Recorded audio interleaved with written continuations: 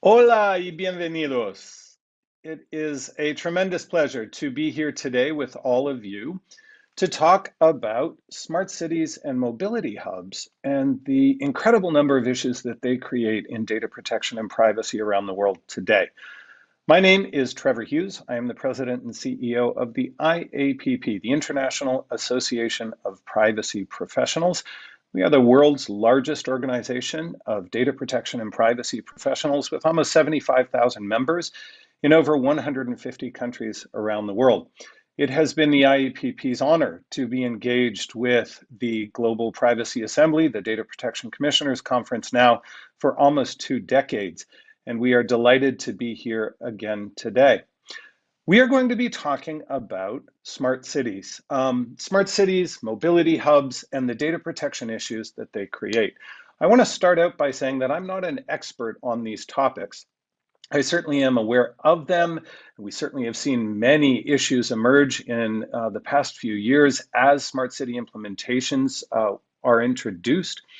But I am not a particularly deep expert in these fields. And so I did some reading. I was looking to prepare for this panel. And as I was preparing, I was struck by some of the similarities that we see in smart cities and mobility hubs that we see in other areas of technological innovation as well. I moderated a panel last year in Brussels at the CPDP conference on autonomous vehicles. And one of the things that I discovered that we explored on that panel was the idea of an autonomous vehicle being a platform for many data technologies to converge and engage. And so an autonomous vehicle turned out to not be a single data environment, but actually a really complex mix of many, many actors, many sources of data, many players, many interests. I think as we look at smart cities and mobility hubs, we see some of the same things. There is massive complexity in the data environments associated with our cities, with our municipalities, with the towns and villages in which we live. It is not a single thing that we are talking about. This is not a technology. It is many, many technologies. This is not a use of data. It is many, many uses of data. It is this broad mix of technologies, of uses of data, indeed of actors from both the public and the private sector, as well as every type of citizen and human being that lives in a city. That complex mix creates tremendous challenges and tremendous issues for us to explore. Now, let's be clear, the benefits of good implementations of smart cities can be enormous. There are improvements of social services, access to needed services, efficiency of operations, greater engagement with citizens, greater delivery of services that are much needed by those citizens, reductions in carbon emissions. The lists go on and on. In fact, the benefits of a good implementation to smart cities, of good use of data within these environments can truly be compelling. But the risks can be challenging as well. The data collected can be highly sensitive. The aggregation of this data in both public and private hands can be very tempting to look to for secondary uses. There are certainly uses of the data, uses of sensor networks and other mechanisms for gathering data that we might see as challenging from a human rights perspective. Surveillance of citizens for purposes of coercion and other purposes, I think, should be rightly questioned and examined very carefully. But there are also operational challenges that we see as well. Notably, local governments are notoriously under-resourced. They are not particularly in a position to invest heavily in governance and compliance and program controls that might give oversight to these smart city implementations. It's challenging to even think of local governments as a policy center for many of these. Now, I think it has to be clear that local governments need to contribute to, participate in the discussion of policy outcomes for smart cities. But it is challenging to imagine a patchwork of various local governments all trying to address new policy standards for managing their own implementation of a smart city.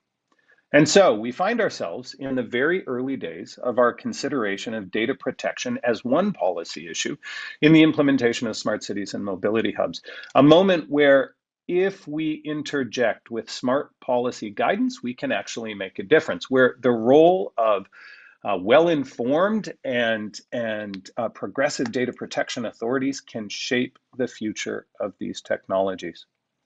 To explore these challenges, we have a really remarkable panel of experts to explore them at depth with all of you today. And so I am delighted to introduce to you the panelists that we will be speaking with.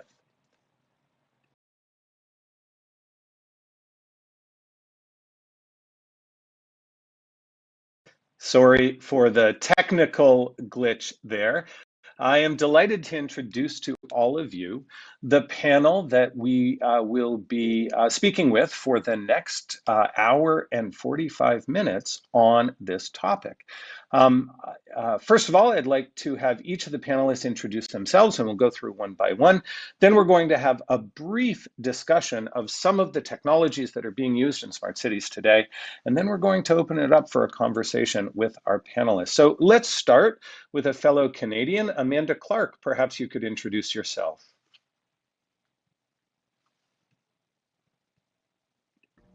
Hello, it's great to be here. Thank you for that wonderful introduction, Trevor. I think you've laid out a lot for us to talk about today. So my name is Amanda Clark. I'm an associate professor at Carleton University. I'm in Ottawa, Canada. I come to you from the unsurrendered traditional territories of the Algonquin people. And my background is and current work is in the study of digital government and public administration. And I have a particular research interest in government data governance. And that's what I'll largely be focusing on today. And what is the kind of crux of my interest in smart cities. So some of the things that I'm hoping we can get in, I know are sort of on the agenda, are questions around public sector capacity, the extent to which city governments are equipped to be responsible data stewards in a smart city context, questions around public attitudes and trust in government as data collector and steward, and also to look at alternative policy lenses for managing the data governance dilemmas that arise in the smart city. So out beyond privacy, what policy instruments do we need to involve in this conversation? And I'm looking forward to hearing from the rest of the panelists and having a great conversation with all of you. So thank you. Thank you, Amanda. Welcome. Next, why don't we have Bruno Bioni introduce himself. Bruno, welcome. Thanks, Trevor. Thanks for the fantastic introduction. So, hi everyone. My name is Bruno Bioni. I'm director founder of Data Privacy Brazil, which is an intersection space between two organizations, a school and also a research association. So the last one, an NGO.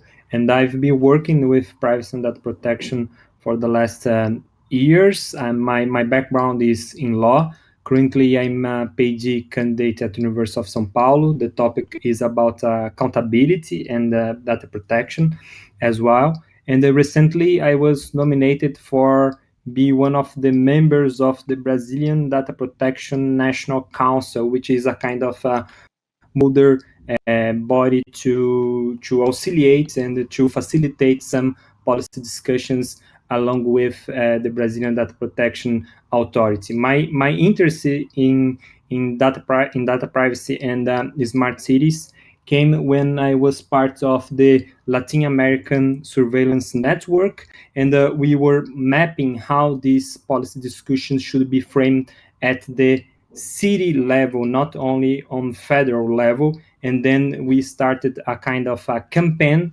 called Your City, Your Data, and try to see how we could set up some governance tools within the context of the city council in São Paulo. Thanks. Excellent. Seja bem-vindo. Muito obrigado, Bruno. Okay, next we have Kelsey Finch from the Future of Privacy Forum. Kelsey, you can introduce yourself, please. Hey, thanks so much, Trevor.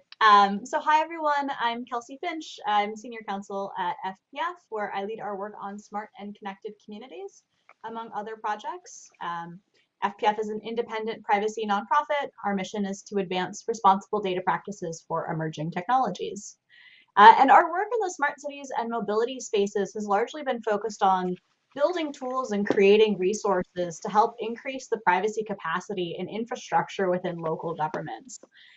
So among other things, this has included developing educational resources and infographics to shine a light on the privacy challenges and the opportunities for smart city technologies, developing a wide range of toolkits and trainings, with particular look at privacy risk assessments for things like smart cities technologies, open data programs, and mobility data sharing, as well as trying to develop toolkits for more inclusive, privacy-focused public engagement and communication.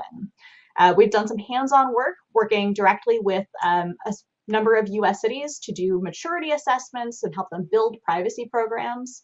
And then the thing that I'm actually the most proud of is our Civic Privacy Leaders Network, which we convened 3-4 years ago. And what it does, it's a peer network for privacy leaders in local government who are working on these issues day to day, so that they can collaboratively navigate emerging privacy issues, share practical guidance, and promote fair and transparent data practices. We have representatives from over 35 cities and communities across the US and Canada. And it's been a really incredible opportunity to see the growth and maturity of privacy efforts in these spaces from up close. So really happy to be part of the conversation today. Excellent. Thank you, Kelsey, and welcome. And Kelsey, I'm going to ask you a favor. There's a chat function in our technology here. I'm wondering if you could put up a link to the FPF's Smart City resources, because I found them tremendously valuable in exploring these. So thank you. Next, let's have Merlin Chapman introduce himself, the Interim Executive Director of Open North. Welcome, Merlin. Thank you, Trevor. As we go on, the pressure gets more and more with this esteemed panel. So my name is Merlin Chapman. I'm an urban geographer who works both in academia and, as mentioned, the executive director of a nonprofit organization called Open North. Open North is Canada's leading not-for-profit organization driving research, capacity building, and network collaboration across sectors to advance the responsible use of data and technology. So relevant to our conversation today, everything is in service to communities and their residents, so in the public interest. And we've spent a lot of time in the conceptual space of smart cities, conceptual space of open and shared data. And now we've really shifted our focus to applying these expertise to address really tangible challenges. So instead of open data for its own sake, we see its value in exposing rent gouging by landlords or gender pay inequity. But perhaps most relevant for today, Open North supports communities across Canada to develop strategies and tangible smart city data and digital transformation initiatives. And we work from a definition that we put forward a couple of years ago now, where it's an open smart city definition, where residents, civil society, academics, and the private sector collaborate with public officials to mobilize data and technologies when appropriate, in an ethical, accountable, and transparent way to govern the city as a fair, viable, and livable commons with a balance of economic, social, and environmental responsibility. Thank you. Excellent. Merlin, thank you and welcome. I'm just going to note we have 3 Canadians on our panel today, which I think is exactly the right ratio of Canadians. So welcome to my fellow Canadians. And Suzanne, not to point out the fact that you're not Canadian, but welcome. You're joining us from Brussels, and you actually do this work. I'm delighted to have someone who actually is working on the implementation of the types of technologies that we are going to be discussing. Suzanne, maybe you could introduce yourself.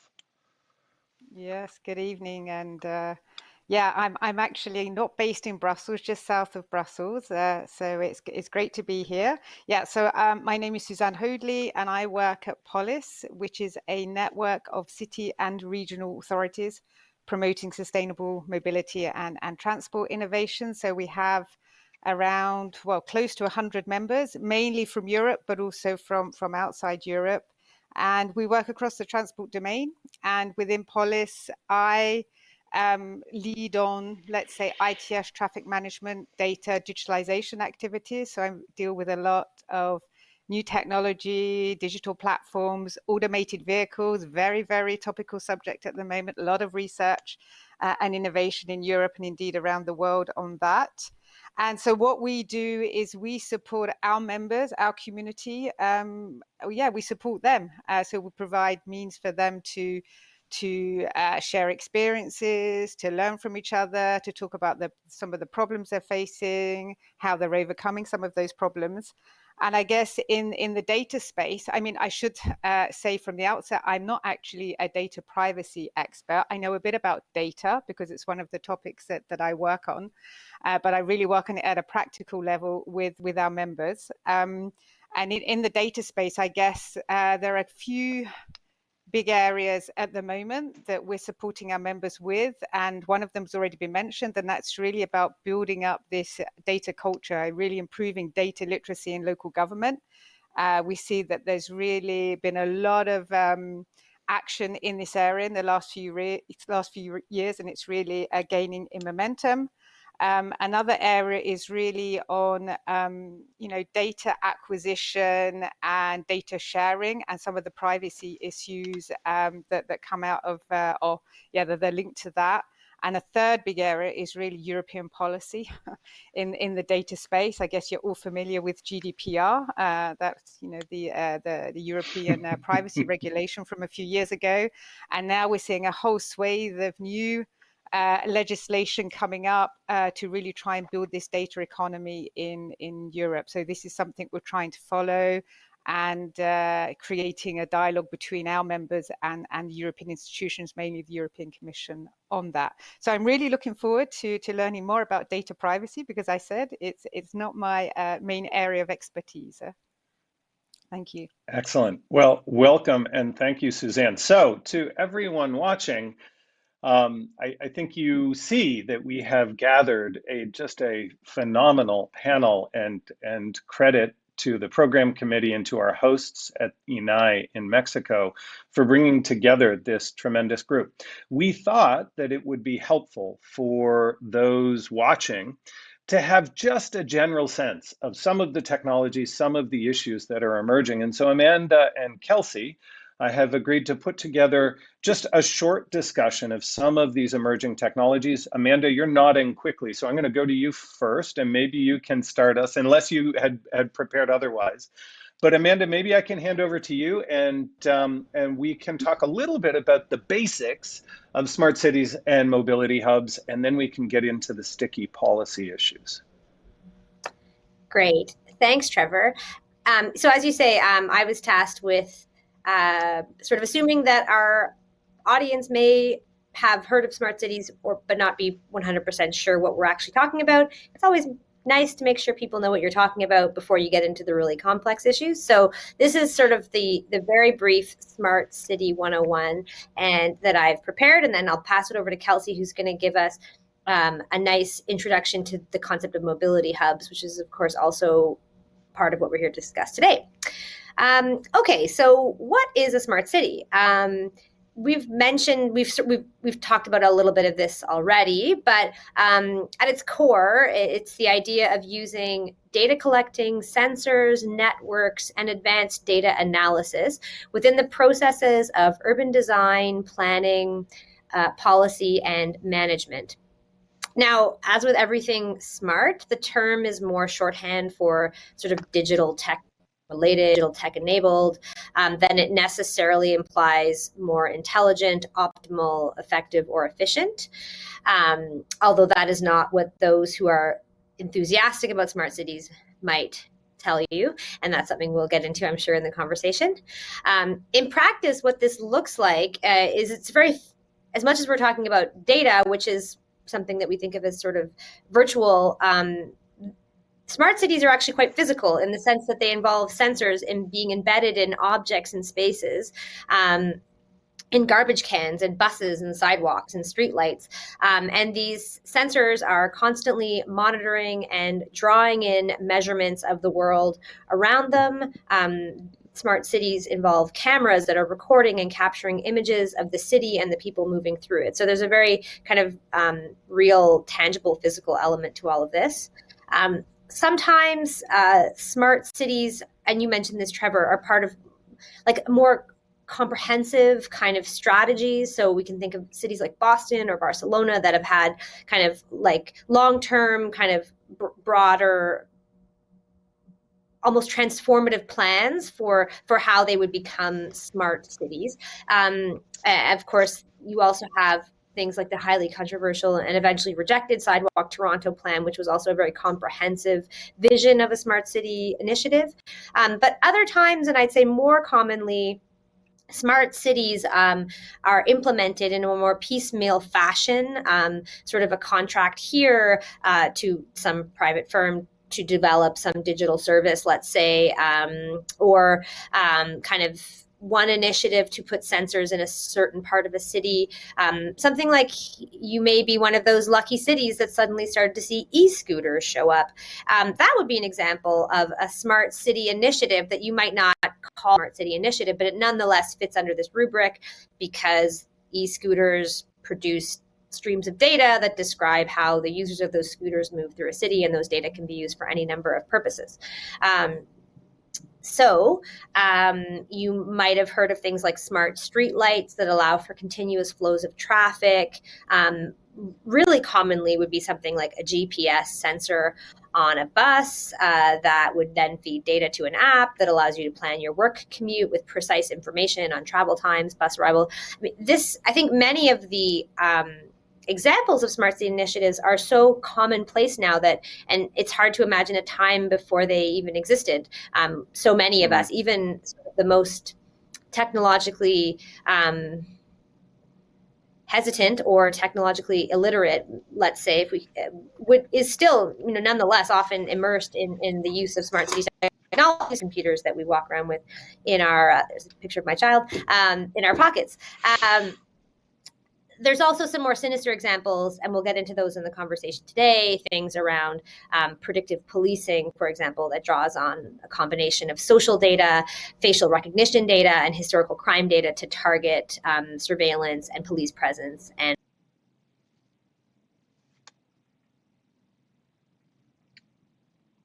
I think Amanda froze. Hopefully she'll come back in a second. Let's give her one more second, and then maybe Kelsey, you can pick up. Yeah. All right, Kelsey, why don't you pick up? We are having some technical difficulties. I've had to reboot a few times and come back in. But Kelsey, if you could pick up and hopefully, oh, there's Amanda. She's back. Welcome back. Sorry, I don't know when I froze, but predictive policing. Did I end on predictive policing? Okay, that's like a pretty dark place to just leave the conversation. To go dark. Yeah. So those are just some examples that people will likely be familiar with. When did all of this start? Some argue that as early as the 1970s, we started to see big cities like Los Angeles, for example, recording what we would now call big data and starting to do some more sophisticated analysis. Arguably, since the turn of the sort of like 19th, 20th century, we've seen this sort of emphasis on cities as places that should be optimized and a real focus on kind of applying data to the design and kind of management of cities. I think more like the more modern use of the term and would become in sort of the mid-90s. Cities like Amsterdam started to create a virtual digital city strategy. Often these focused on kind of rolling out internet and encouraging internet usage, or rolling out Wi-Fi. In the mid-2000s, we start to see big corporate players get in on the game. They recognize that there is a business opportunity here. So IBM and Cisco both launch initiatives. IBM's, for example, was the Smarter Planet project, which introduced and then introduced a $50 million Smarter Cities campaign in 2009. The role and presence of these sorts of big corporate actors in promoting, designing, managing, and eventually evaluating smart city initiatives continues from that time onwards and is very much a big part of the conversation and many of the issues that arise with smart cities. But this isn't to say that it was strictly a privately led development. Many governments across the world develop strategies focused on promoting smart cities through things like challenges, prizes, introducing smart city frameworks, commitments to build sort of X number of smart cities by whatever year becomes a very common kind of policy objective in a number of governments at the national level or at territorial levels. A lot of this, again, continues to sort of advance and intertwine with corporate agendas of big technology firms and professional service firms who have historically, and as I say, continue to play a very big role in managing smart cities. I'll end by just flagging some of the central sort of issues and concerns that arise with smart cities. So the promise, and Trevor, you spoke to this promise, is that through the use of these technologies and the data that they collect, we can have more efficient and optimized cities. We can improve public services, make them more convenient, join them up, allow for better connection between the services that we use. There's an argument that sometimes gets made around smart cities advancing the local knowledge economy, producing jobs and fueling economic growth. And I mean, the number of urban challenges that smart cities are said to help us resolve or to easily fix are, range from things like traffic congestion to crime, inequality and poverty. And some even argue that smart cities enable more democratic participation and ultimately bolster citizens' trust in the state. So there's a weighty set of promises that are attached to smart cities, but they're also widely criticized. Primarily, the biggest one is around privacy breaches and concerns about mass surveillance, the unaccountable, opaque collection, sharing, selling, and application of personally identifiable information and I think the big issue is that the traditional mechanisms of privacy protection through things like notice and consent are very difficult to operationalize when you talk about ubiquitous surveillance that is baked into everyday life, where simply sitting on a park bench can mean you are giving data to this system, and it's not clear how consent would work in that context. Opting out, in some cases, appears to mean moving from the city, which is not a reasonable expectation on people. A second set of complaints arises around fairness, diversity, and representation. So the promise of smart cities is that they allow for more efficient urban life and urban and city services. But the question, of course, is always efficient and optimal for whom? So predictive policing, for example, through a number of studies we know now, targets and surveils racialized communities, reinforces patterns of surveillance that typically already lead to those who are marginalized being incarcerated at higher rates. Another set of complaints focuses on the shallow and often, frankly, absent democratic governance at play in smart city initiatives. And this is because of the prominent role of private actors in smart cities, the privatization of public spaces and policy work to private actors who, as the central data stewards in the smart city, those who are collecting and managing and oftentimes owning the data that are collected, become de facto governors of public spaces and public issues with limited oversight and accountability and very few transparency requirements, for example. So they're not subject to freedom of information laws that say a public actor might be. The requirements to meet sort of accessibility and inclusion standards that a public service provider might face don't always apply to the private actors who are delivering digital services in the smart city. Policy feed gaps arise where private actors end up knowing more about urban issues because they are the data kind of collector than the state. And then a strong issue of intermediation in which citizens are now interfacing with their governments via these sort of private actors who are the kind of the digital face of the city, the service that the app that they're using, and raises practical questions of like, who do I complain to? Who do I give feedback to? Who do I blame? And how can government reach me if I'm largely interfacing with my services through these private firms? The final criticism that I think is posed at smart cities, and that is a very important one to keep in mind, is that narratives of smart cities often succumb to a technological solutionism that is very dangerous when it comes to tackling complex policy problems. This is the belief that more technology and more data can solve problems, but also it goes even further. Ben Green, in his book, The Smart Enough City, argues that smart cities are often riddled with the problem of tech goggles, in which you only see problems that technology can solve, or you start viewing problems as sort of inherently benefiting from the application of technology. He says this is the tail wagging the dog. In policy speak, this would be sort of solutions chasing problems, where we only start to focus on things that technology appears to be solving.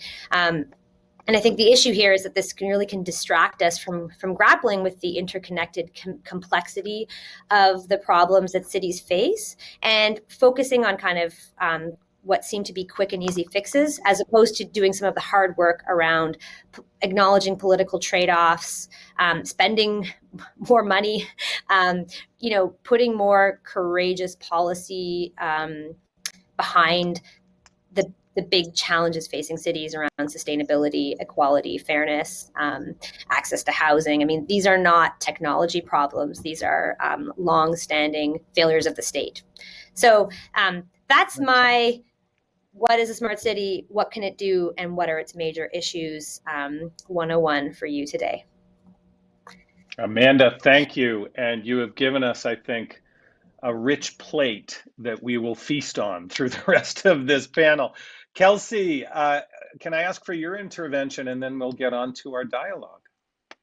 Yeah, absolutely. That was fantastic, Amanda. Thank you for setting this up so brilliantly. And I'm just going to quickly touch on the second theme of our session today, right? We're smart cities and mobility hubs.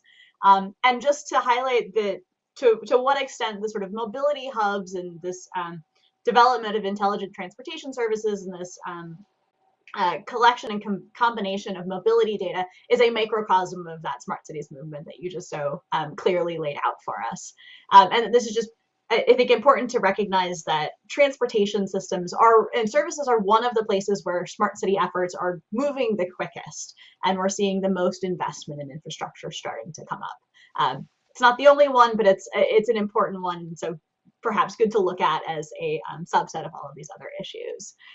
So just to lay a little bit of foundation on this side, cities around the world are embracing these so-called mobility hubs that serve as central focal points for many different types of transportation options. And in a physical sense, these are often a physical zone in the city that combines public bus or train stations, bike share or e-scooter services, autonomous vehicles, ride share, taxi zones, pedestrian walkways, maybe in the future flying cars or drones, all of the interesting transportation services that we can think about. And that by building these sort of hubs for these variety of services, cities are working to maximize their community members' access to transportation, and thus their access to all sorts of other critical services, to housing, to jobs, to education. So at the same time that this is happening in the physical realm, though, cities and their partners are working to build effectively digital hubs, right? They are integrating mobility data from across all of these different services at the same time. And by collecting and analyzing that mobility data, cities and their partners are hoping to maximize their ability to manage the public realm using digital tools. And so cities are already using mobility data to do things like plan and manage transportation infrastructure. So deciding where to put bike lanes, when to change the direction of a street, or as we saw under the COVID pandemic, when to block off roadways and open them only to pedestrians. They're there to help, they're using mobility to help make sure that there are equitable access to transportation options throughout their communities.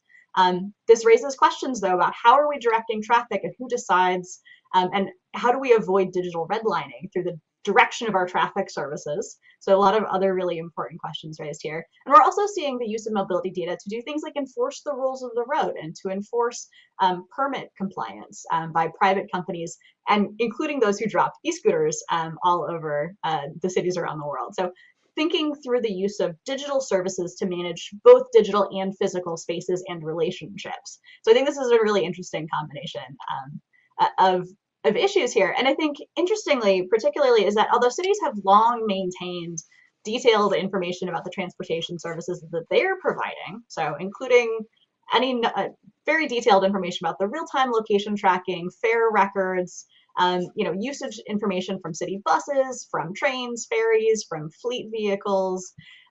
Cities have increasingly also started to gather mobility data from private transportation services. So including ride-hail companies like Uber or Lyft, or shared mobility services like e-bikes and scooters.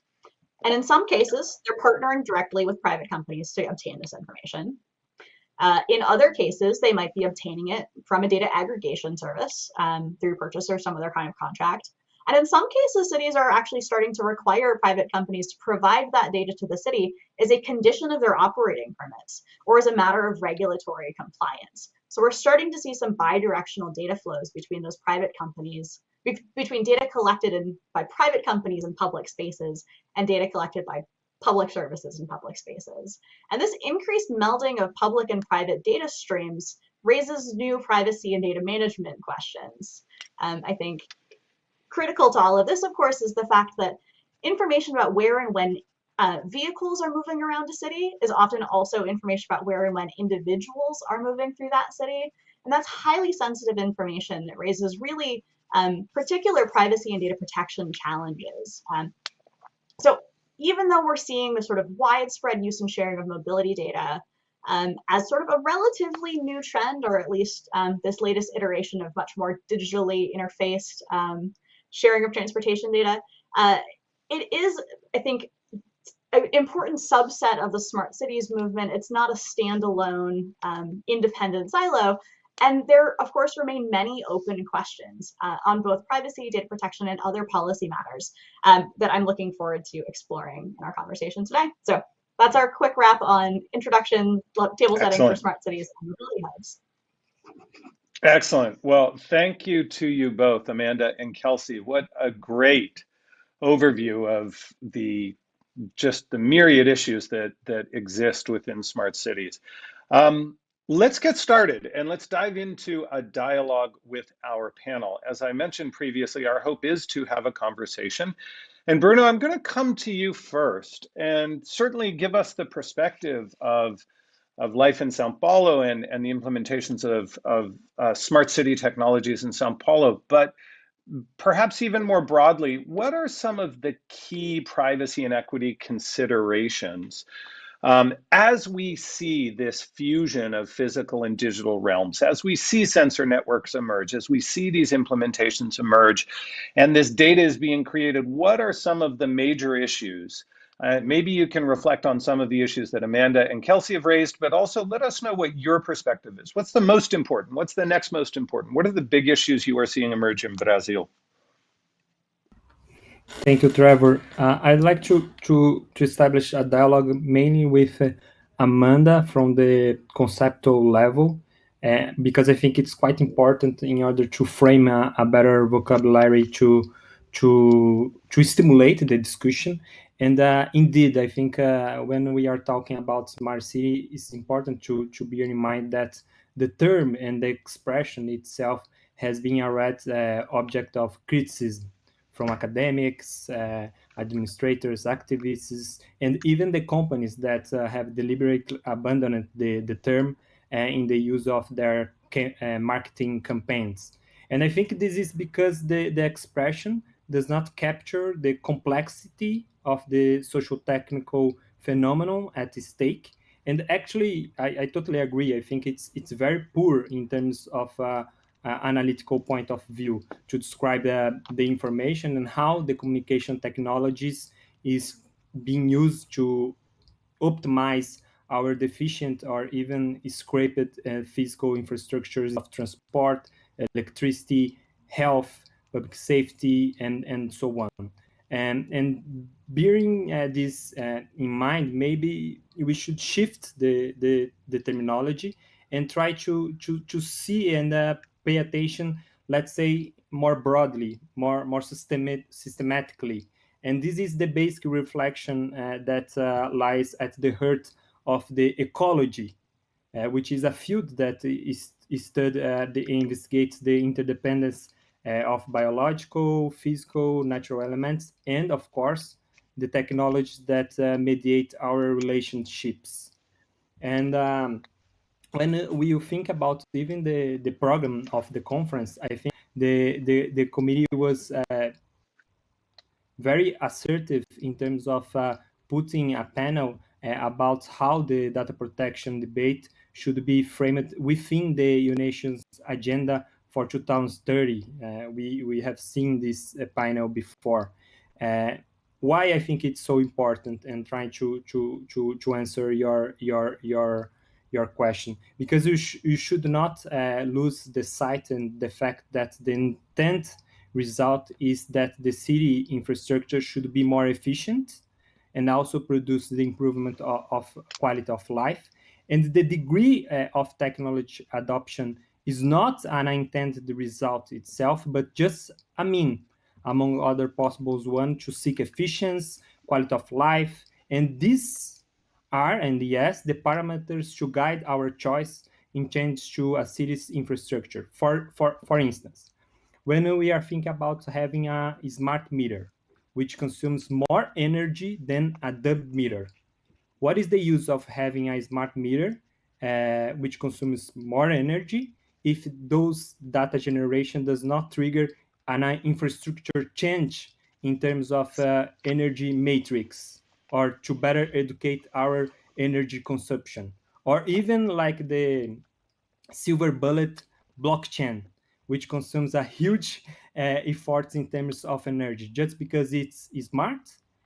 So I think the term and the vocabulary try to frame ecological and sustainable cities is much better than smart cities, and reinforce the perspective of the whole, of the entire ecosystem under reconfiguration, and whose new technology artifacts can, yes, leverage data protection, quality of life at the same time, as well as promoting transparency on the information infrastructure of the cities. But however, without having this, let's say, smart narrative, ecological cities, sustainable cities in mind, maybe we might be in trouble by at the same time not only surveillance cities, but also unsustainable cities one. So just my first thoughts in terms of a conceptual level, and then I can, in the second round, try to pick up some concrete examples. An excellent intervention, Bruno. And like an academic, you question the name of the panel and the basis upon our structure of this, which is, I think, quite well taken, actually. It reminds me of the critique of artificial intelligence, and that is that in name, it is neither artificial nor intelligent. And so, at least in smart cities, we have 50% of the name right. And that is, we're talking about cities, whether or not they're smart. I think that's the question we're challenged with. Merlin and Suzanne, I'm going to come to you next, and I'd like for you to both reflect on Bruno's comments, but also share with us, Merlin, your perspective on what are the major societal policy issues, what are the data protection or privacy issues that you see as the most challenging in the implementation of these ecological and sustainable cities, these data empowered cities that Bruno has imagined for us. And then Suzanne, my question for you, and I'm going to leave you for the end after Merlin's comments, because I really want to hear what you say on this. And that is, as someone actually working on these technologies, what's the real barrier on the ground? What actually is presenting barriers to you? Not the conceptual that we can all discuss as intellectuals, academics, and other policy leaders in this space, but what is actually happening on the ground to create barriers to the implementation? So Merlin, first you, and then Suzanne, the floor will be yours after. Thank you. And yeah, Bruno, I think point well taken around the label of smart cities. I think, I'm very big on words matter and language matters, and also recognize that at one point smart cities was the thing that got funding, right? And it's just like open data was the thing that got funding, and so these labels are just as much a marketing strategy as they are trying to be a descriptor. And I think we're always going to lose. Sustainable cities now is really that's the trendy thing, right? And I'm going to hate it in 3 months, right? Because everybody's going to be talking about sustainable cities. And so it's really like when we have these discussions and we have people who are really interested in getting beyond the optics and the marketing, that's when we define for ourselves, what are we talking about, right? And I think that, leading to your second question, Trevor, it depends on the context, right? Like, smart cities in Canada are not private sector led, right? Our government is not, I would say purchased, but that might be controversial. Our smart cities are not led by technology necessarily, right? We saw that attempt with the Sidewalk Labs, and there was a big pushback because that was one of the first examples of a private sector company leading the development of governance, leading the Merlin, development could of I just policy. Merlin, could I interrupt for just 1 second? Because I'm not sure that all of our viewers are aware of the Sidewalk program that ran in Toronto. So could you give us just 30 seconds on what that is? Right. So it was a new development. There's some reclaimed land on the waterfront in Toronto. So to develop an entirely new community, and led by Sidewalk Labs subsidiary. I don't know if that's the right word, of Google, and I'll own my perspective. Some might challenge this, but the development of all of the policy and safeguarding was led by private sector. So I think the city was sort of caught off guard with the amount of complexity that would need to happen in order to make this successful. And I think there was a number of really vocal people that were pushing back and saying, like, we're not against this per se, but there are some steps that need to happen without without collaboration with a private sector who has a really strong fiscal interest in this moving forward. And then once there's some policy established, once there's some foundation of security and protection, protection from exploitation from the public sector or from the private sector, then you can move forward with a tech provider. So that was, as Amanda said, ultimately it was rejected, and they're having to take a step back and figure out what next steps. But I think that when you talk about the most pressing issues, it really depends on multi-level governance structures. How much control, what are the levers that local governments have in protecting residents, and or are those all at the national level, and then the advocacy from local to national becomes the most important thing. And then in Canada, one of the main things that we are grappling with is a history of colonialism and the making decisions on behalf of Indigenous populations. And data and technology has been a tool that has been used in order to maintain this historical, traditional, current oppression that's happening. And I think that may not be the situation globally, but wherever there is this traditional oppression or this ongoing marginalization, that is your major issue, and bringing those individuals to the table to determine, to have, it's data sovereignty, it's determining their own data governance, and data governance gets out of this. We're going to govern on behalf of, and it becomes a relationship between the stakeholders with a central role for people who have historically been underrepresented. Excellent. So Merlin, your points are very well taken, and your call for a focus on marginalized communities, racialized communities, underrepresented communities, and how they may be affected, I think is absolutely central to this debate. Suzanne, I'm interested in your perspective as you see mobility hubs emerge. What actually creates a policy issue, a societal issue that slows you down or stops an implementation? Hi. So I guess I'm going to go broader than the mobility hubs. But first, I just wanted to come Okay. back to this smart city label. And I completely agree with what has been said by Bruno and Merlin. I mean, it's a term that I never use because I don't really understand what it means. I think it has very strong technology and data associations. And if you don't have smart policy and smart governance, then what is the point of technology and data? You know, and it's the same with data-driven cities. Yeah, data-driven cities is great, but at the end of the day, we want wise cities. So what intelligence, what insights are we getting from that data that can help us become wiser cities? And it was actually a German city, representative of a German city who made this comment about wise cities, but I certainly subscribe to it.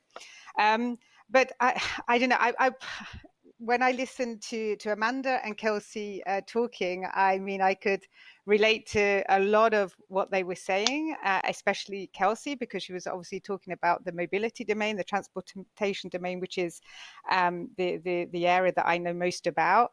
And what it occurred to me was that, you know, cities have been using electronic systems, I call them. You might want to call them sensors or detectors, but for decades in the transportation domain, they need these, you know, whether it's in the roadside or embedded in the road. You know, they've been using these systems for decades to manage traffic, to manage transportation fleets.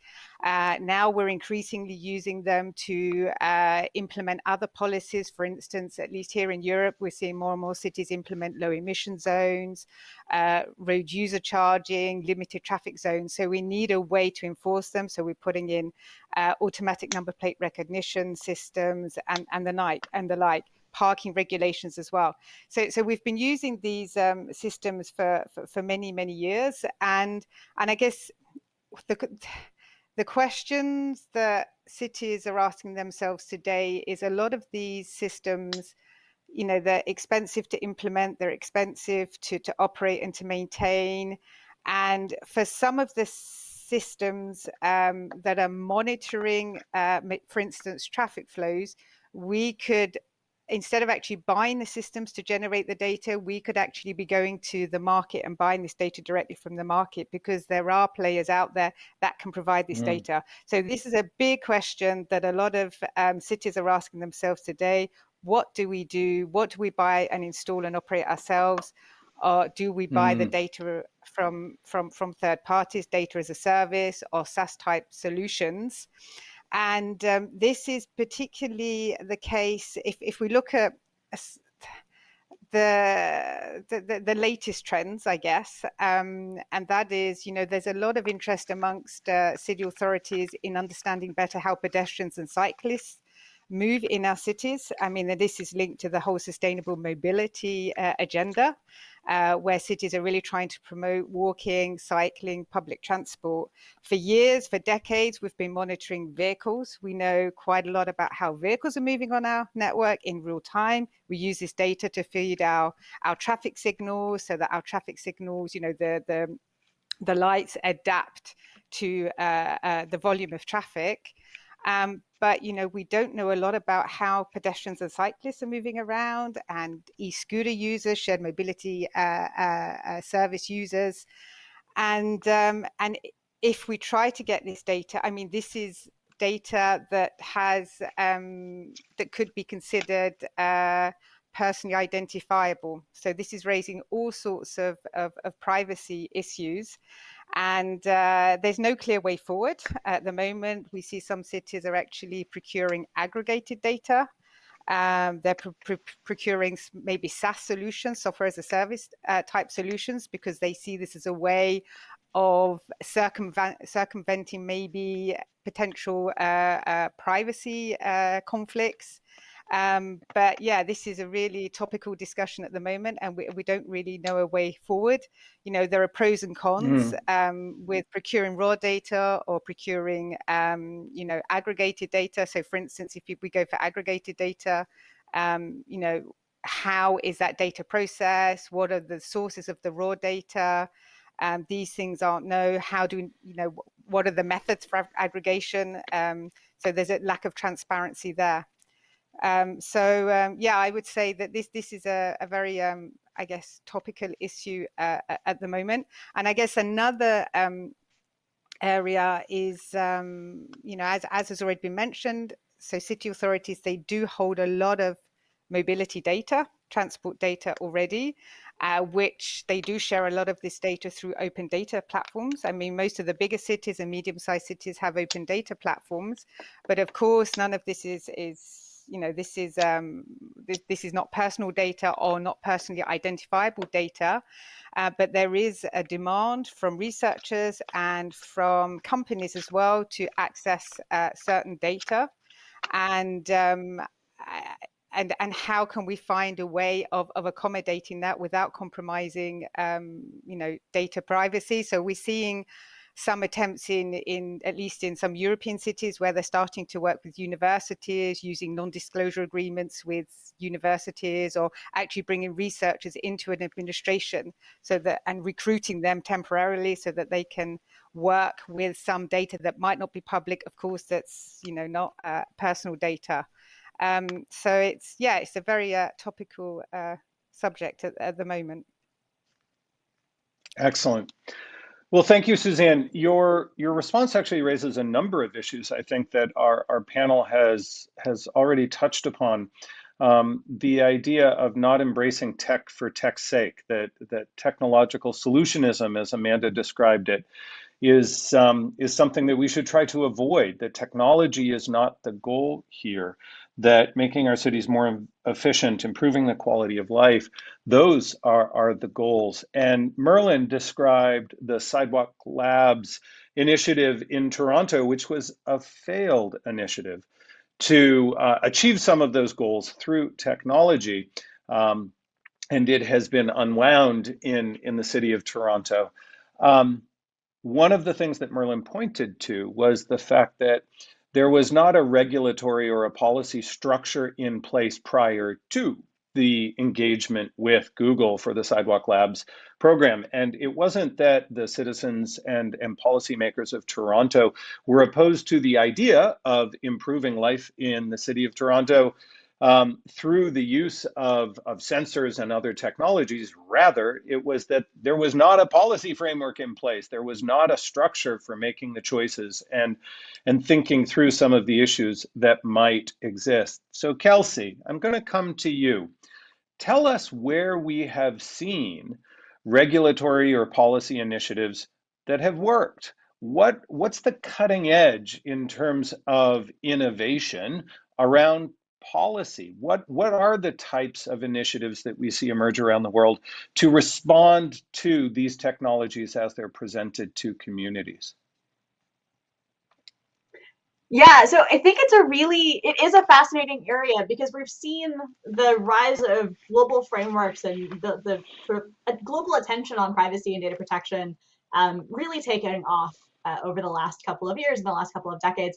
And it's really fascinating to watch local governments hop on the train. So my experience is largely in the US, but we obviously, places with omnibus data protection laws like Europe under the GDPR have a more structured public sector regime already in place that extends from local all the way to national level. But when we look at places where there aren't pre-existing frameworks, there aren't national standards in place, we see a lot of ad hoc privacy programs popping up. But it's really interesting because we have this theory, particularly from the US legal tradition, of states and localities as laboratories of democracy. This is a very debatable concept, but we are seeing cities able to move much more quickly than state or regional or national level governments. And so they're able to experiment and put maybe more agile frameworks in place, which has been really interesting to see. So some of the things that we've been seeing in the US are cities adopting formal privacy principles, so articulating their values and doing that in a way that gets buy-in and engagement and creates that culture of privacy as a step one. We've seen cities start to develop more formal data governance policies that are taking a sort of a holistic approach to the city's use of data and collection of data and sharing. We've seen cities, there's I think a particularly interesting model that has caught on, originally developed based on model legislation from the ACLU, the American Civil Liberties Union, and their community control over police surveillance initiative, which has led to more than a dozen US cities passing surveillance ordinances, which require public hearing and comment periods before cities can acquire or deploy any sorts of surveillance technologies. These are sometimes accompanied by public advisory commissions with some level of input and or veto authority over these particular technologies. And surveillance is defined quite broadly. So it's meant to sweep in lots of particular tools. It's meant to sweep in not just acquisition or purchase of tools, but also anything that is donated or acquired in kind, because we've seen in some places cities had been informally regulating through procurement, and there were ways around that, so attempts to close these loopholes. A lot of these surveillance ordinances and a lot of the other sorts of data governance frameworks are also coming with annual reporting requirements, some of which include how effective are these technologies so that we can do that sort of analysis of, was it worth the cost of implementing? How often was it used? Did it lead to the results it was promising it was going to create? And we're starting to see pushback. We're seeing people hold these systems accountable when they are being circumvented. We've had some lawsuits coming recently in cities like Oakland, where if cities were avoiding their obligations under these ordinances, or they were circumventing public records laws aimed at transparency and accountability, we have legal mechanisms to try to pressure them to fulfill their obligations. And to try to think about options like inspector general roles are being bandied around at the local level. So we're seeing a lot of diversity of approaches and things being tried. We're also seeing a lot of informal regulation. So the institution of chief privacy officers in major cities, I think, is a really valuable thing. The development of privacy programs and the sort of institutional knowledge and culture, in addition to, or in some places as a precursor to more formal governance. So those are some of the frameworks. We're seeing some standards organizations also starting to weigh in terms of privacy technologies, but those might be slightly further down the line. So that's at least from my perspective, some of the interesting. So, you know, one has to expect that our audience today is made up of data protection regulators all around the world. In fact, it is. And so I hope they were all furiously taking notes as Kelsey was speaking there, because there were some really phenomenal ideas, the types of things that local governments, that organizations, sort of municipalities are doing now. They're starting with principles. They're introducing concepts of data governance. They're creating things like waiting periods and comment periods, cooling off periods prior to implementing new technologies. What a simple and powerful tool. Just wait so that we can think about it for a bit. That is a powerful, powerful policy mechanism. Annual reporting, and near and dear to my heart, thank you, Kelsey, for mentioning this, the implementation of professionalization, people who actually do the work inside these structures, people who pay attention to this stuff. So yes, chief privacy officers and privacy professionals. Amanda, it is a broad community issue, but there are communities within our communities that we need to pay particular attention to: racialized communities, marginalized communities, underrepresented communities. And you mentioned in your comments previously some of the issues that we see. Again, this smart word comes up with programs around smart policing, which almost every time seem to result in disproportionate effects for marginalized and racialized communities. What are some of the tools or mechanisms that need to be implemented, or what are some of the policy considerations in order to protect those most vulnerable or more vulnerable within a community? And are we seeing those emerge, or are they just a concern that we need to pay attention to or keep front of mind as we move forward here? I mean, I think on the the point around ensuring representation and also kind of equity and fairness, in particular for marginalized communities, is the core issue there is that technologies don't, you layer on new technologies to existing institutions and you see the characteristics of those institutions, their policy regimes, their cultures, embedded in shaping those technologies, right? So like these technologies are not sort of the problem, like predictive policing that leads to marginalization or increased surveillance of racialized communities reflects a policing culture that already has those biases built into it. And this is true across the whole range of government policy areas and government services in which technologies are kind of layered and embedded on. And in some cases, the technologies can actually deepen those existing systemic biases. So this is I think the first thing to remember is that a lot of our conversations around governance of new tech and management of of data within the kind of the public realm ultimately ends up becoming a conversation about how to build better public institutions, how to fix our governance structures. To me, the conversation about smart cities and digital government and digital transformation of the state is actually a conversation about public administration. It happens to be happening in a digital context, which in some cases is shining a light on and exposing these existing problems that people have been complaining about for decades, right? For centuries, frankly. So these are not new issues. So what are the solutions? I mean, I think one of the things that we need to be thinking about are who we're procuring from, and whether there's a kind of a strong representation of so usually it's a small number of private firms that we're talking about here, right? So one of the ways that you can tackle some of these issues around equity and representation is looking at procurement and trying to break down contracts to open it up to a more pluralistic marketplace and bring in data analytics firms and technology providers who actually have as part of their core mission to do close user-centered research with a whole range of populations, including racialized communities, or those who are traditionally marginalized, those who have accessibility issues, disabled communities.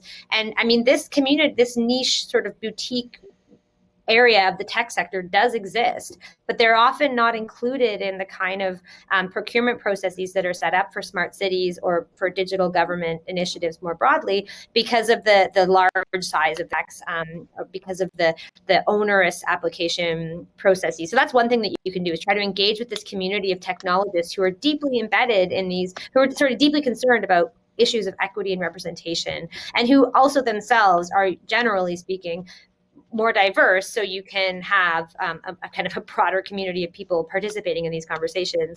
So that's the kind of procuring technology side. The other side of it is, of course, the classic, and this is what Merlin was pointing to, and that so many of us have been suggesting, which is that you need to have strong processes of democratic consultation, engagement, and transparency built into these processes. And so that necessarily means it needs to involve engaging a broad range of the population and ensuring that you're not just hearing from the usual suspects when you do this kind of outreach. And so that might mean getting creative in how you do outreach, trying to kind of go where these communities are, finding more accessible, less intimidating forums for people to voice their concerns and to better understand people's comfort levels with the collection of certain types of data and how it might be used. I think the other really important thing to remember is that in all of this, there's also great promise for traditionally marginalized communities and how some of these new data sources and new technologies can be harnessed, right? So if you have that strong governance in place, some of the applications of smart city technologies can really create more inclusive communities and can help services become more accessible to those who are maybe traditionally kind of left on the sidelines. So I actually think that there's a lot of promise here as well for making a more inclusive city. But as our comments keep circling back to, I mean, this is really a question about examining some of the core principles of good democratic governance, getting those in place, and then saying maybe technology can be leveraged to help us achieve some of these goals. Yeah. Excellent. So I'm struck by a couple of things. You highlighted procurement and leveraging some of the resources that exist, some of the experts that are working on issues of engagement with broader communities, broader populations in the implementation of these technologies. And then also you mentioned the focus on the process through which these decisions are made and ensuring that they are open and equitable and accessible. I wonder if there's one other piece, Amanda, and you can respond to this quickly. When we talk about AI often, we are often talking about not just looking at the cold hard code of the algorithm, because that is often difficult to assess from a policy perspective. We are often looking at the outcome of the algorithm, that it's the effect in the wild that we are most interested in. And I'm reminded of the story, and maybe Kelsey or someone else can help me get this right if I mess up some of the facts, but I recall that there was an app that a public works department created where you could geotag potholes that existed in roads in your city. And as you were driving along, if your car bumped in a pothole, you could hit the app and it would geotag the pothole. And the Public Works Department would know where to go to fix potholes in the city. And while at the outset that was thought to be a good way to engage the community, in effect, the outcome was that it had a result of fixing more potholes in more affluent areas of the city, which had a tendency to have greater tech implementation and greater tech literacy, greater public engagement with civic government, and so greater awareness of this tool. And so even though they were trying to just target where the potholes were, they ended up fixing more potholes in the rich sections of the city, the privileged sections of the city than others. And so I wonder if the outcome is also part of the assessment here. If there is an annual report, an accountability, a post facto assessment that needs to be done to ensure that there are not consequences for communities that may not have been part of the initial dialogue or not considered in the initial implementation.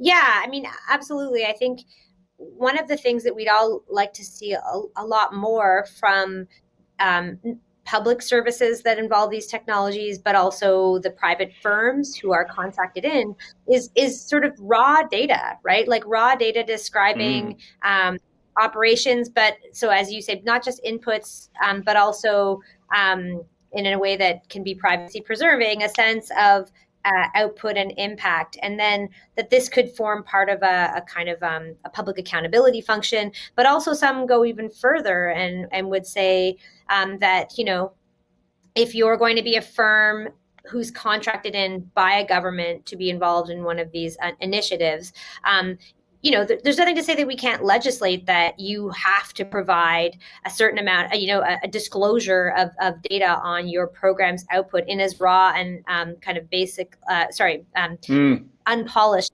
as possible, such that a professionalized set of policy actors can be involved in overseeing that, and perhaps licensing and enabling you to then get those sorts of contracts. And I think while it's at a larger level, the recent revelations around Facebook's own internal research tells us that we know a lot of private firms and technology platforms have access to these data and are doing their own research. Now, obviously not at the scale that Facebook is, given the resources to which it has access, but it's been fascinating to watch how the policy conversation has shifted from one where we're basically now, I think the conversation is like, that data needs to be released. And if you want to exist as a company, if you want to be able to provide your services, then you have to, this is part of the rules of the road. And this allows others to then scrutinize the activities. And some have said that you could put in for the sort of the contracting piece from government's contracting services, this kind of public benefit clause, that we need to be able to ensure that the data that are collected and how they're analyzed and applied leads to public good, which would need to be defined and managed as a concept, but as opposed to data harms. And that's something that, like, policy could do if we had the courage to actually start moving in that direction. And I think your point around looking at outcomes would be like a really fascinating stream of data for us to start getting into that space. Yeah. Fascinating, fascinating. So starting with procurement, going through process of implementation all the way through outcomes, it's important to pay attention to each of those steps, and for all entities actually that may be stakeholders in the process. Bruno, Kelsey mentioned earlier that in the United States, there's this idea that the states and local governments are the test labs of democracy. I think I've heard others say that they're more like mosh pits, that they are places where a lot of stuff happens, and every once in a while there are innovative ideas that emerge. Tell us what the right level of government is for managing data protection. And I want to just note that the context in asking you this question is that you live in one of the largest cities in the world, one of the most sophisticated and complex cities in the entire world. And you're also in a country with a state structure and a strong federal government, which just passed the LGPD, a national privacy legislation. So across that spectrum, Bruno, how should these things that we are no longer calling smart cities, how should they be regulated? What's the right level, or is there a right level? Yeah, actually, we are having the discussion right now here in Brazil because we are discussing an amendment of the Constitution, not only to recognize data protections as a fundamental right, but also to define who is able to legislate about the topic itself. And as you have just seen here, data protection cross public policies in terms of transportation, electricity, and so on. And according our constitution, the Brazilian constitution, states and also municipalities have powers to legislate about these other issues. And then that becomes like a gray zone and a very, let's say, control zone. But just to give an example and try to share a specific situation that we faced here in São Paulo. And this is directly connected with what Kelsey called it as, actually Amanda called it as a policy in terms of having data as a common good, right? Because when we are talking about taking control of our data, and I think everyone here agreed that is one of the most critical elements of the city infrastructures, we are talking about our sovereignty, as just Merlin said before previously.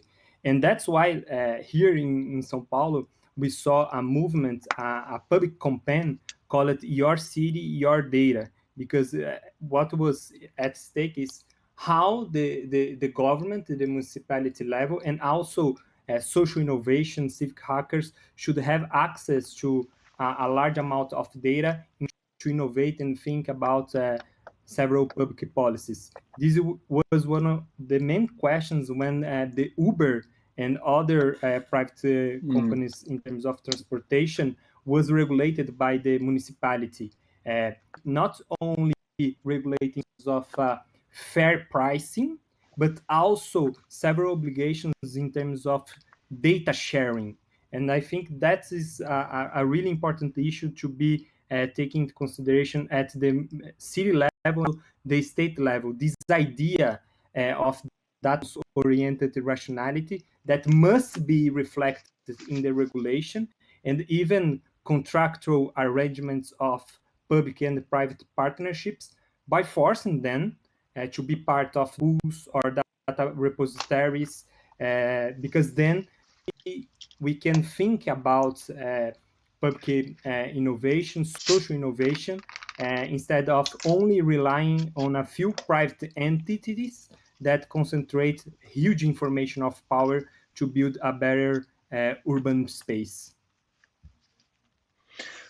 Thank you, Bruno. Merlin, what's your perspective on this? You've mentioned a number of initiatives within Canada, again, with a layered governance structure, both federal, provincial, and local.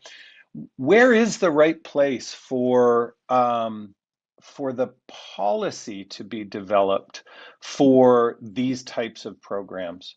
Is it at the local level? I don't know that it is. I don't know that there is a right place. So apologies for not answering the question directly. I think that there needs to be an assessment of usage before you're looking at where the regulation comes from. I know that in Canada, municipalities don't have a lot of ability or a lot of levers to regulate. So they need to align with provincial, because there's even this, like, municipalities in Canada don't exist within the federal constitution, and so federal privacy mandates, by extension, there's a gray area there, especially if the federal and provincial legislation or privacy regulations don't align.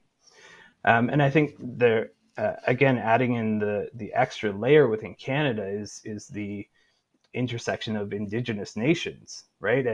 And so there's a nation to nation relationship, but the practicality of it is at a local government level, where the local government is a mass data collector producer. And so there needs to be able to be a relationship between local government and Indigenous nations in creating whatever this privacy structure is. So I specifically from the Canadian level, we need levels or the orders of government to get over themselves and work together and figure out how it's going to be practical for residents to be protected and to have data in the collective or public interest. Interesting. I'm reminded of the old saying that all politics is local, and when it comes to these types of issues, while there may be broad national legislation that helps guide some of the data protection concepts and controls, things like PIPEDA, things like LGPD, things like GDPR, at the end of the day, it's about the implementation on the ground and the needs and demands of that community. And so ultimately, I think you're right, Merlin, and you didn't have to apologize for not answering, although that was very Canadian of you, that there probably are multiple layers of this, that you do need multiple layers of assessment, and there are differing roles for national level governance, for regional level governance, and for local level governance. Suzanne, I'm going to shift the perspective here just a little bit. When you and your organization are dealing with local governments, do you find them to be resourced appropriately for dealing with these issues, or are you often bringing expertise to them to help with the implementations? How does that work, and what's just your broad assessment on the capacities and capabilities of local governments to be dealing with these issues? Yeah, so with GDPR, I think it's great that we have this European regulation. It's really it's influenced all levels of government and the private sector too. It's quite amazing. I mean, I work for a small organization of 20 people, and when I look at the meetings that we had about GDPR, how it affected us, we even recruited external consultants. And I think on the positive side, it's really what we hear from quite a few of our members, as that it's been the occasion to really look closely at the data that a public administrations hold, should it be holding that data. So we've really been able to, let's carry out this big cleaning exercise, get rid of a lot of data that we've had on our servers for years that we shouldn't really be holding any longer because there's no real purpose. So we're really purpose driven now. We've introduced data governance procedures, and so that's great. I guess on the more negative side, I think it's I would say the smaller administrations are extremely cautious now about acquiring data, about sharing data. So I think they don't, they don't fully understand anything that's got a personal or a personally identifiable dimension to that data. They're like, okay, well, no, that's part of GDPR, so we can't touch that. So it's actually becoming a reason not to share data, not to acquire data. So I think what we need here in Europe, and I've made this comment several times to the Commission and in other fora, is we really need to have an understanding and assessment of GDPR to vertical, which is a horizontal piece of legislation, to vertical domains like mobility and transport, where there's a huge amount of data that's available. So yeah, and for some of our bigger members, they are actually setting up GDP teams within the administration to really guide the different departments, whether it's transport, social services, education, environment, on how they should deal with data. But it's still quite recent. I mean, GDPR, it's only been, what, 5 or 6 years? So we're still trying to get to grips with it. Amanda, I think you had a point. I mean, I was going to just say that I think Suzanne's comments really resonate with a lot of the conversations that I have with civil servants across a whole range of policy portfolios and at many orders of government, which is that what often happens in practice is a lack of capacity, a lack of sort of data literacy within the ranks of the public service, can lead in some cases to these terrible breaches and abuses and problematic kind of data grabs and data applications. But often it can go the other direction, where it cuts off opportunities to use to sort of harness and share and apply data in ways that could have immense public benefit, right?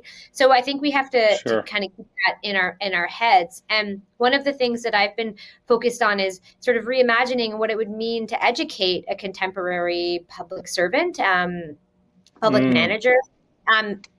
I think, you know, arguably all public servants today, especially those who are working in the spaces of frontline service delivery as managers or evaluators or policy designers, I mean, they need to be they need to sort of bring forth a level of kind of data literacy, understanding not just the kind of the basics of the technology, but the broader questions about responsible data stewardship. And that is like not at all built into how we train public servants. I teach in a policy school, so I can attest to this. And a number of people have done studies examining the sorts of training that we provide to future public servants. And many, I mean, these curricula are virtually bereft of references to the issues that we're talking about today, or even more broadly to the kind of digital revolution that is transforming society, and of course, as part of that, transforming what it means to be a government. So that's a really big piece to this, is the education part, is producing a new fleet of public sector leaders who are prepared to be responsible data stewards. There's questions of logistics of how to fit that into curricula and what needs to go. I mean, you still need to have traditional economics and policy analysis, but it certainly needs to be there. And I'm hearing that constantly when I speak to public servants, that that's what they're looking for. So that is a huge issue for me. And I think the biggest fear, of course, is that you end up with these cases where data could have been used in creative ways, and it's not, because of a fear of what you might be breaching. And perhaps that is better than the alternative of like a Wild West, but it also is a missed opportunity to generate public benefit, right? At a time when we need all the benefit we can get, frankly.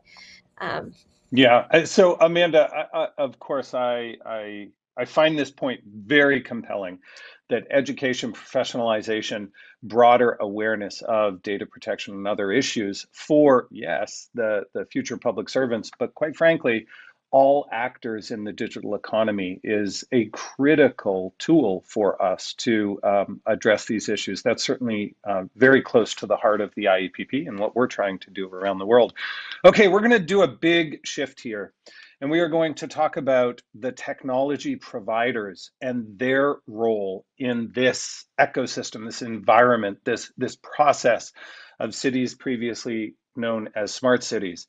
And I actually want to start with Bruno, but start with a comment that Amanda was just making, and she was picking up on something that Suzanne said, and that was that there are both barriers to hesitancy around technology. There is a lack of capacity and capability sometimes within local municipalities.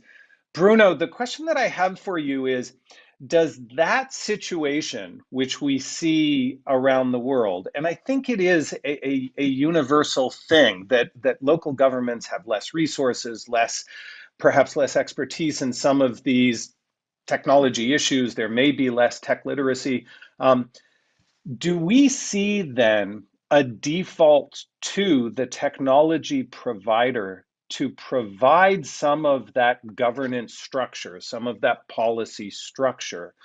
And is that a derogation of responsibility, or is it an inappropriate shifting of that governance approach, that governance focus to the technology provider? Like, are we creating a data protection architecture within the technology itself as opposed to within the community, and then the technology serves that community? It's a pretty broad question, but I'd be interested if you have any thoughts. Yeah, I think we have kind of two questions. One in terms of capacity building, and another one maybe in terms how to make some policy discussion or even a regulation that reduce the asymmetry of information instead of reinforcing the asymmetry of information between the citizen and the state. So the first one, of course, and I think this issue is even more compelling and challenging when we are talking about global south, because the context is different, the resources, of course, are differently, and how the countries are organized is, of course, differently. But I think we should take this in consideration, but also think about how to frame a really solid public policies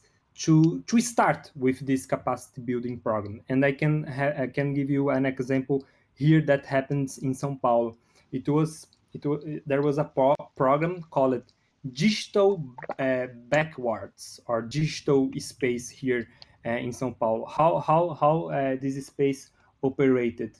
The public administration decided to escalate the open data policy, and of course there are several levels in terms of opening data, machine readable or not.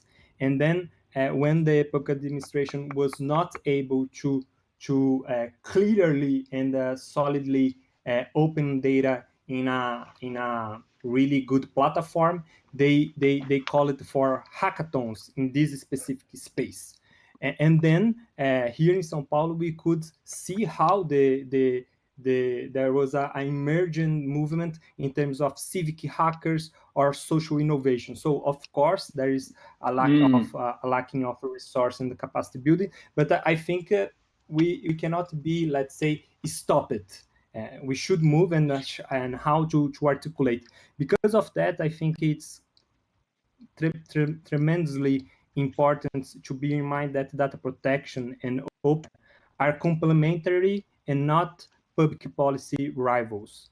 In this sense, and I think Kels could explain better than me, since the Future Price Forum has a wonderful project on that, DPIAs, data protection impact assessments, are really powerful tools to measure the resilience of anonymization techniques, and consequently and potentially opening data without harming people's privacy. And by doing that, recalling the point that I made previously, then I think data becomes like a really common good instead of just a mere commodity. Then I think we can see flourishing civic hackers, social innovation, to take advantage of it. I think that is a really critical moment, how we can articulate this agenda of smart cities, this mentality of data as a common good, and put this in terms of how we are seeing a huge concentration of information power on few hands right now in this moment. This just to answer your first question. The second one, and I think Amanda just already made this point, we are seeing what Professor Ryan Calo and Daniele Citron call it as automated administrative state, in the sense that the state is using this technology and becoming even more opaque than before. And it should be the contrary. We should use technology to reduce the asymmetry of information between this relationship of between us and the state. And that's why I think it's so important. And the big innovation here comes from San Francisco.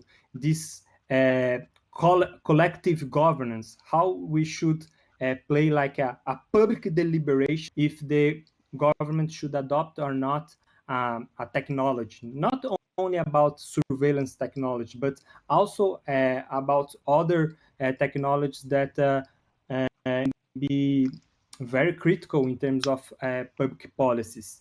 And this specific innovation from San Francisco triggers a really collective dimension in terms of governance, because not only the individuals, the data subjects, but the NGOs, associations, public defenders, advocacy councils, stood like the forum to whom the accounts must be handed. So this accountability to facilitate public discussions, public deliberations in terms of acquisition and implementing technology.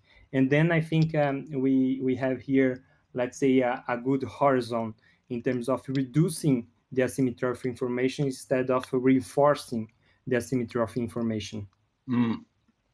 Excellent. Really excellent points. And Merlin, I see you nodding in agreement. I wonder if you could reflect on this asymmetry of information, the opaque nature of some of these systems, and then perhaps more broadly, the power imbalance. Should we be concerned about this power imbalance that can exist between the technology providers and the communities themselves, the technology providers and the communities that these localities are supposed to be serving? What's your perspective on that? Yeah, I mean, I think this question takes us full circle back to procurement, right? And this is what happens when you have an academic mind that you look up to on the call. Pulling from Amanda's book on making smart shoppers, right? So like, we don't need governments that have the highest experts in technology. We need public servants who are able to collaborate and to procure and to understand what kind of deals that they're getting into. And it moves into the public consultation area as well. Like, when you have public servants who don't really have the technological proficiency, how are they going to collect public opinion that is meaningful? Because in order to do public consultation that is meaningful, there needs to be a capacity building component. And so those same deficits that are causing public servants to have to go external, to have to rely on technology firms and rely on the good nature of tech firms, which, you know, is probably not our safest bet ever, are the same things that are causing these deficits in being able to have meaningful participation. And so I think that, again, it's that full circle. It's training, it's procurement, and then it's that pushback on tech solutionism. We need to build our institutions in a way that protect against this quick solution, looking at tech as a silver bullet. And you know, I think the way to recognize it is that, I forget who was saying it, but that taking a breath, right? Like, if decisions around tech acquisition and the public consultation around tech acquisition are taking a painfully long amount of time, it's probably the right process. And those processes should be, so personal perspective on public consultation, if you're only going out to the public when you need an answer on a specific question, you're not really going to be able to do proper engagement. Engagement needs to be ongoing, that the relationship and the dialogue and the trust building needs to happen at all times, so that you're not only going out when you need to pull, when you need to take, and you're able to also provide, and there's that feedback loop that is occurring. And so, again, until we have the institutions that care enough about ongoing public consultation and meaningful involvement in decision making, we're not going to have public administration or public servants who have the ability. It's not going to be embedded into our education system to train these people. We're not going to be procuring properly, but we're going to have to procure because we don't have the internal capacity to develop on our own. So there's a vicious circle, but it also represents a lot of access points to be able to intervene. And I think that's where we're at right now, is let's identify these levers. And as Bruno had said, around the ecosystem, there are a lot of levers that will make a small change, and we can pull on each of those a little bit, and hopefully have that confounding effect. Excellent. Okay, we are heading into the last 10 minutes of our panel. And so I have a surprise question for all of you. We have not discussed this previously, so it's a pop quiz, if you will. And I'm going to start with you, Kelsey, and then we'll go around the panel. I'd like you to answer two questions. What is the issue that you are most concerned about in this domain, and what is the solution or the program, the idea that you think is the most promising in terms of moving us to a better vision of the implementation of these data-driven cities that make our lives better, whether they are ecological and sustainable cities, whether they are cities that improve the quality of life and provide greater efficiency, whether they are smart cities. What's the thing that worries you most, and what's the thing that you think has the most promise in terms of improving our approaches? Kelsey, you get to go first. What a great question. What a challenge to set the table for this. So for good or for ill, both of my answers are probably fairly conceptual, but the thing that I am the most concerned about is this inherent tension that we are finding between ensuring that all people in our communities are fairly represented in the data that our cities are using to make decisions about where public infrastructure is being built, about the types of services that are being deployed, and of making sure that everyone is being treated equitably and no one's being left behind by this sort of digital move forward.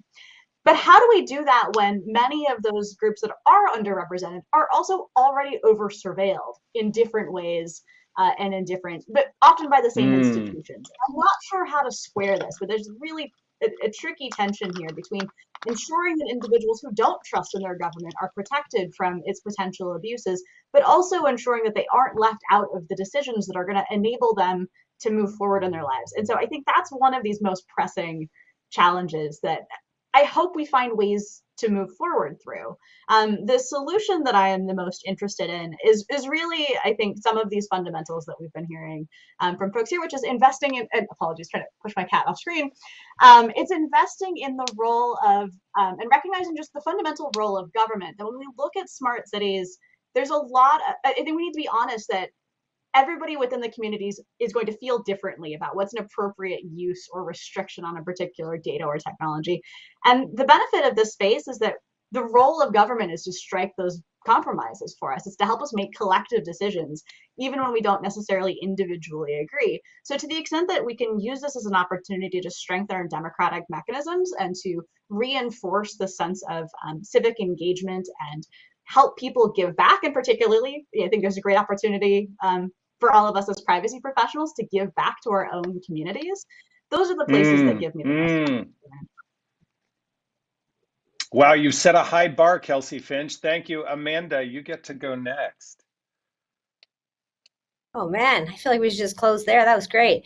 Although I do want to hear what everybody else. I'm curious about that.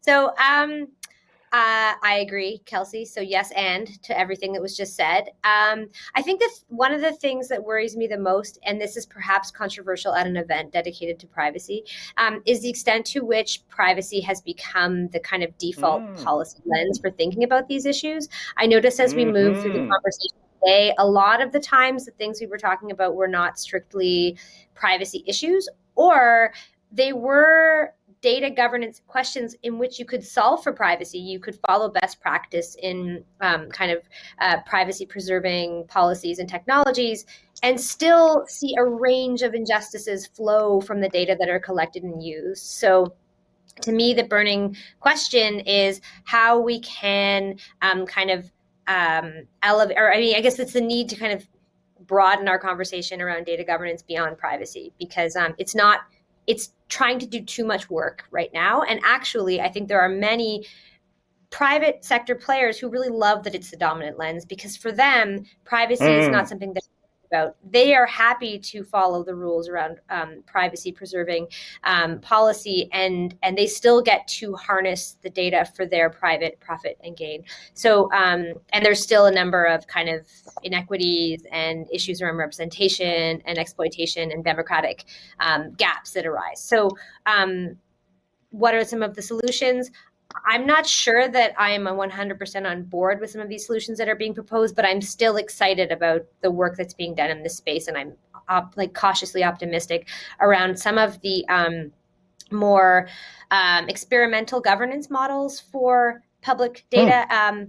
So this would be things like data trusts or data collaboratives, data cooperative models. All of these have at their core the recognition that the data that are collected in, say, a smart city context don't have value at the individual level, which is what privacy is worried about. They actually gain their power in the aggregate, treated as a collective. That's where they can do harm and where they can also do good in the world. So I think some of these mechanisms that try to create kind of transparent and accountable forums for democratic governance of data as a kind of collective entity offers us a lot of potential runway to navigate this broad range of harms, privacy and others, while also creating the social license to use these data for really improving our lives at the collective level. That's great. That's kind of about. Amanda, amazingly, your feed was not cut off when you suggested that not all issues are privacy issues. The organizers of the conference did not cut your feed. Suzanne, I'm going to go to you next quickly. What are your two things? One, your biggest concern, and second, your biggest hope? Okay.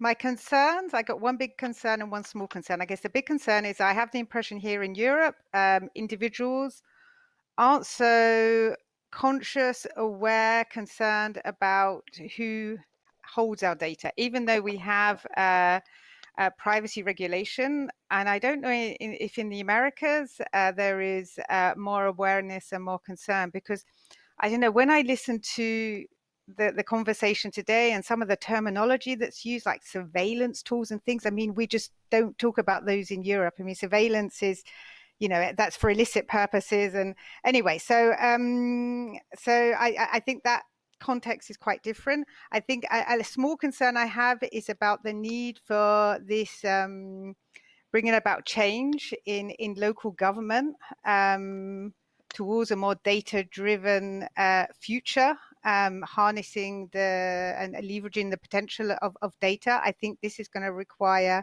some work. And so where I think there is potential is really about identifying the right use cases. And we've identified so many through Polis and our conversations with cities in Europe about how they're using data to deliver on those, social and economic, positive social and economic outcomes. So I think we really need to work on building those up, because I think this will accelerate this change process. Excellent. All right, we have 3 minutes left. So Merlin and Bruno, we're going to have to go quickly. Merlin, what is your one greatest concern and your one greatest hope? Yeah, I mean, I think for me, the interesting, Suzanne, your perspective. The thing that is the most concern for me is the use and the potential for surveillance under the guise of social service and safety, and often in service to our more elite property owners and residents, right?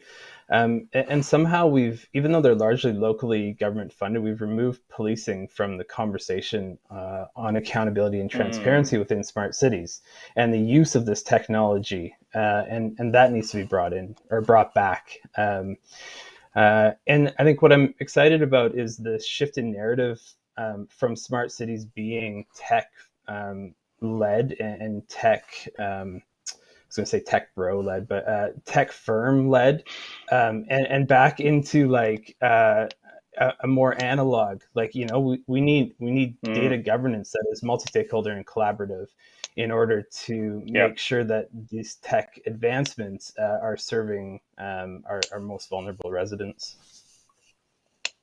Excellent. Excellent. Bruno, your one greatest concern and your one greatest hope. My greatest concern right now in this moment in Brazil, how is the LGPD is using to close and let's say to take down some open data policies. And this is directly connected with the discussion that we are having here right now, because some part of the government is not, let's say, accepting some FOIA requests based on the argument that violates LGPD. And we discussed a lot about it. So just a Brazilian context, a Brazilian flavor here. And my big hope is how we can articulate all these issues to put in place a solid public policy in terms of having data as a common good. I think this is the window of opportunity that we can have here right now. And the last example that I would like to share, and I think it was already mentioned, is Barcelona. I think Barcelona is playing a very important role in that agenda, specifically recalling some public policies in terms of free software, open source code, because then we can have like a information of infrastructure of the public administration under public as well. So just to conclude, I think Excellent. we should pay attention on this. Excellent. Well, we have come to the end of our time. And first, let me say what an incredibly broad and rich conversation we have created here. So thanks to all of our panelists. As we have talked through smart cities, and I'll use the title of our session again, smart cities and mobility hubs, it really has become a conversation of how do we successfully leverage technology and data to make our lives better, to make our societies better, to make them more efficient, more sustainable, to serve us as individuals, as human beings, as societies, as communities around the world. That's not a new struggle. That's not a new dialogue or debate. That's actually something that's been going on for quite some time. And I really am struck by how we did come around to the idea that training people on the technologies and the systems that we're using is really important. That good governance and good policy is important. That governments that are engaging communities and understanding their needs and also engaging them for purposes of developing public policy, that is incredibly important. I guess the good news is that none of this is new. It's stuff that we know. It's things that we know how to do. As I think about the challenges associated with smart cities and mobility hubs, my greatest hope, my greatest sense of promise is that there are incredibly smart people like our panel that are thinking about this every single day. They are doing incredibly important work to make sure that these technologies, these uses of data serve us. And so on behalf of all of the people watching all around the world, on behalf of the organizers, I want to thank all of you, Amanda, Bruno, Kelsey, Merlin, and Suzanne, for such a wonderful conversation today. Thank you all.